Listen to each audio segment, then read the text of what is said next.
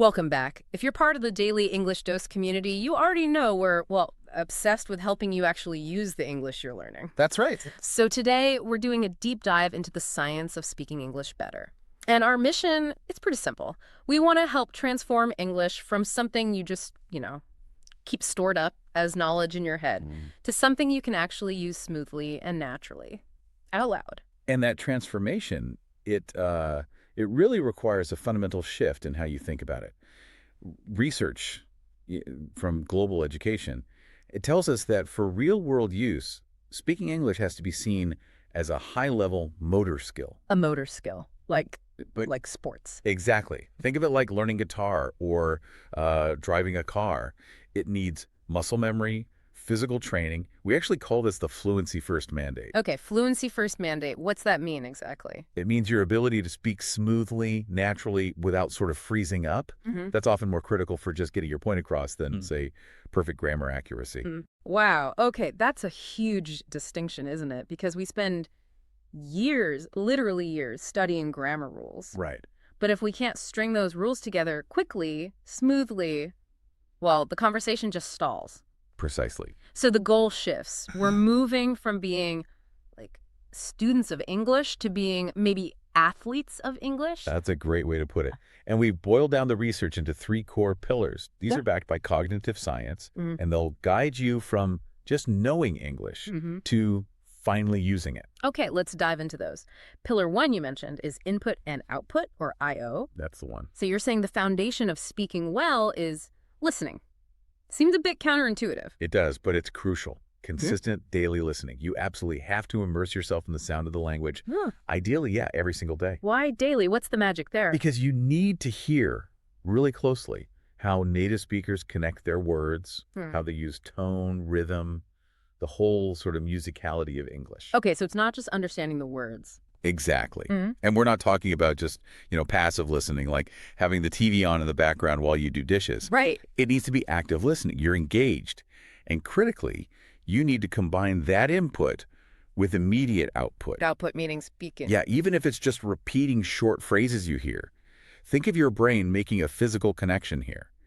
Every single time you repeat what you hear, you're basically aligning the sound you just processed with the actual muscle movements your mouth needs to make that sound. So it's like physically mapping the sound wave to my jaw movement, my tongue position. Precisely. That physical mapping is absolutely critical for your brain to store those sounds in a way that allows for instant retrieval later on. Got it. It's what helps you maintain the flow, keep a conversation going, and it really drives language acquisition right from the beginning. So, okay, if you really want to accelerate progress, the research points to these 3 pillars together. 1, daily habits, consistent input and output. 2, authentic social interaction. We'll get to the next, right? We will. And 3, targeted motor skill training.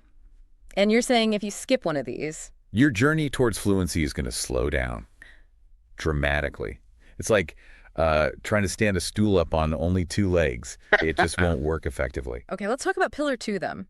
Authentic social interaction. We hear this all the time from learners, especially intermediate ones. They feel stuck. Yeah, the plateau. Exactly. They can read okay, maybe understand movies pretty well, but when they try to actually speak, the words just kind of fall apart. Why isn't practicing alone enough to bridge that gap? Well, because language, fundamentally, it's a social tool, isn't it? Authentic interaction, talking with native or, highly fluent speakers, it's essential for a couple of big reasons. Okay, what are they? First is how you naturally pick up all those casual expressions, the slang, the idioms. Stuff that formal textbooks, well, they often miss entirely. You need to be where the language is actually alive and flowing. Right. And the second reason, you said it forces your brain into discomfort. That's the key, yes. Yeah. A state of necessary discomfort. This brings us straight to the comprehensible output hypothesis, or CO for short. CO hypothesis, okay. Learning really kicks into high gear when you're forced to speak, and you realize right there in the moment that there's this frustrating gap. A gap. Yeah, a gap between what you want to say, what you want to communicate, and what you can actually express right now using English. Okay, tell us more about that. Cognitive friction. Sounds a bit painful, but you're saying it's necessary. Oh, it's absolutely necessary, because when you hit that gap, let's say you're telling a story about yesterday, and you suddenly realize you can't quite remember the past continuous structure, or you keep using the wrong preposition. Like on instead of at. Happens all the time. Right. When that happens, two really critical things spark in your mind. First, you engage in what's called noticing. That gap makes you acutely aware, really conscious of what you don't know or what you haven't quite mastered yet. You notice the specific mistake. So the mistake becomes obvious to me. Exactly. And second, you engage in hypothesis testing. Every time you try to put a sentence together, even if you just think it silently first, you're essentially testing a little grammar hypothesis. Like, is this the right way to say it? Precisely. You're betting that this tense or this word order is correct. Now, the most vital ingredient for making this work, for making progress, is getting immediate external feedback from your conversation partner. So my conversation partner is basically like my scientific peer reviewer, telling me if my little language experiment worked or failed. That's a perfect analogy, exactly. And this leads us directly to the most effective real-world application of this CO hypothesis. Strategically using language exchange, sometimes called tandem learning. Right, where you teach someone your language and they teach you theirs. Correct. You find a partner, maybe online or in person, and you split the time. But hang on, doesn't that feel, I don't know, awkward? Like you're constantly being corrected. Feels a bit like being back in school. That's a really great question. And it highlights why finding the right partner is important. You see, the most powerful mechanism in a good language exchange isn't aggressive, constant correction. It's actually a much gentler technique called recasting. Recasting? Yeah, this is where your partner subtly, naturally repeats your incorrect phrase back to you, but they use the correct grammar or maybe a better word choice, all while keeping the conversation flowing smoothly. So they don't stop and say wrong, they just fix it in their reply. Exactly. For instance, if you say, I go to the store yesterday, your partner might reply, oh, you went to the store yesterday. What did you buy? See? Subtle correction keeps things moving. Okay, I see. That feels much less intimidating. And that immediate, subtle feedback, it's incredibly powerful because it stops errors from becoming fixed habits, or what linguists call fossilized. Fossilized errors. Like bad habits that are hard to break. Precisely. If you keep making the same little mistake over and over again when you're practicing alone for months, it can become hardwired, really difficult to change later. Recasting helps prevent that. It turns those abstract grammar rules you learned into living grammar rules you can actually pull out and use correctly in the heat of a real conversation instead of having to pause and, mentally flip through a textbook page. Okay, so by practicing regularly with someone who can gently recast our mistakes, we stop those little errors from becoming permanent parts of how we speak. It moves the learning from theory into practice. You got it. It makes it usable. All right, so we've covered consistent input-output and the cognitive boost from real interaction, but even learners who talk a lot, they often hit another wall. Which is? They just can't speak fast enough. They know the rules, they have the vocabulary, but their speech is, well, it's choppy, hesitant. Yeah, I know that feeling. The words are in there, but they don't come out smoothly. Exactly. And this is almost purely a physical motor skill problem. And like any motor skill, it requires dedicated, specific training. Okay, so this brings us to pillar 3, the motor drill. And the technique you recommend is shadowing. Let's really unpack this for everyone listening. What exactly is shadowing? Right. Shadowing basically means speaking at the exact same time, or maybe just a fraction of a second after an audio source, like you're someone's shadow, vocally. Okay, so I listen to someone speaking, and I try to talk right along with them. Yes, almost like an echo that starts immediately. You're listening to a voice track, maybe a podcast clip, an audiobook, a speech, and you are trying your best to match it perfectly, sound for sound. The focus must be intensely on matching the speaker's overall rhythm, their intonation of what linguists call prosody, and their speed. So wait, the focus isn't necessarily on deeply understanding every single complex word they're saying. Not primarily, no. Of course, you'll understand some or most of it, but the main goal here is mimicking the sound, the feel, the music of the speech. You're essentially aiming to become a vocal clone of that speaker for that short period. Okay, become a vocal clone. Why does this work? What's the science here? Well, the magic really lies in the high cognitive load this puts on your brain. It's demanding. The science suggests that shadowing significantly strengthens what we can simply call the brain's scratch pad. For sounds, technically, it's the phonological loop, part of your working memory. Phonological loop.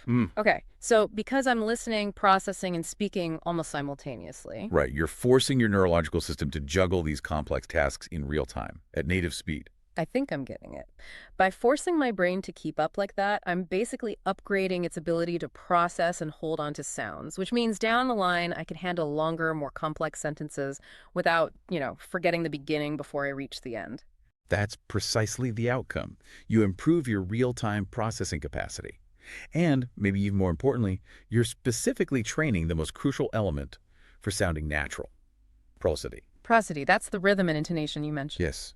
You might know all the individual sounds of English perfectly, every vowel, every consonant, but if your rhythm and intonation are off, your message can still be unclear or at least sound very unnatural. Research actually shows that errors in rhythm and intonation are often more harmful to clear communication than messing up individual sounds. Wow, really? More harmful than mispronouncing a word? Often, yes, because rhythm carries a lot of meaning and helps the listener follow along. Can you give us a concrete example of this English rhythm? Why is it so tricky?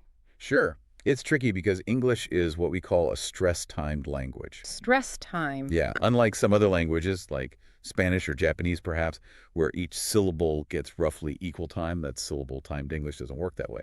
We squish and speed up the unimportant words, the function words like a, d, t, to, and we only really emphasize or stress the important content, words, the nouns, verbs, adjectives, adverbs. We hit those with more force, higher pitch, maybe make them a bit longer. Okay, give me a phrase. Okay, think about, I'm going to go to the store. Yeah. A native speaker almost never says it that clearly. Right, it sounds robotic. We compress it. It becomes something like, I'm going to go test the store. See how going to becomes going to go to the becomes got train. Those unstressed syllables get rushed. Yeah, definitely. I hear that all the time. That compressed, variable rhythm is the secret sauce to sounding fast and natural. And shadowing directly trains your mouth and brain to produce that rhythm, to compress and stress, just like a native speaker does instinctively. That makes perfect sense. Okay, so this dedication to motor training, to shadowing, it's the bridge between just knowing English and actually performing it. What's the ultimate outcome of doing this consistently? It's a really transformative shift in your memory. You see, most grammar rules, most vocabulary we learn in classrooms, it sits in what's called declarative memory. Declarative, like Yeah. declaring facts. Exactly. That's knowing about something. Knowing the rules, like knowing the recipe for a cake. Shadowing, through intense practice, pushes that knowledge into procedural memory. Procedural, like a procedure, doing something. Precisely. That's muscle memory for speaking. It's like being able to actually bake the cake without even looking at the recipe anymore. Or, going back to the earlier analogy, being able to drive a stick-shift car smoothly without consciously thinking, okay, now clutch, now shift. It becomes automatic. Automatic. Exactly. When your speaking knowledge becomes procedural, you stop hesitating so much. Your speaking speed increases dramatically because you're no longer consciously translating rules in your head before you speak. You just speak. Wow. Okay, this has been an incredibly practical deep dive. It really shows that fluency isn't just luck or talent. It's a skill, and it's trainable.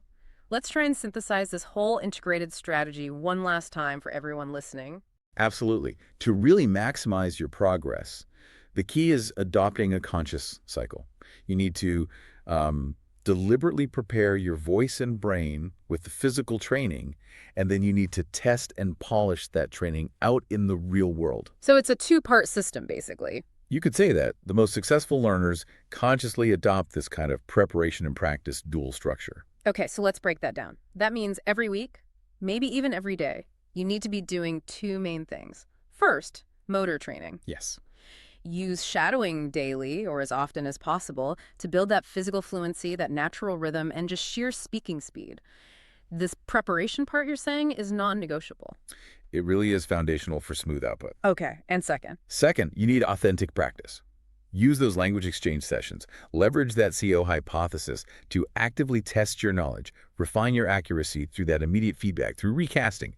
This is where you iron out those fossilized errors and build that living grammar we talked about. Got it. Prepare with shadowing, then test and refine with real conversation. Exactly. And crucially, underlying both of those, you need to constantly fuel the whole process with consistent input. Daily, active listening is the raw material. It gives you the sounds you need to shadow and the words and phrases you need to test in conversation. It's a cycle.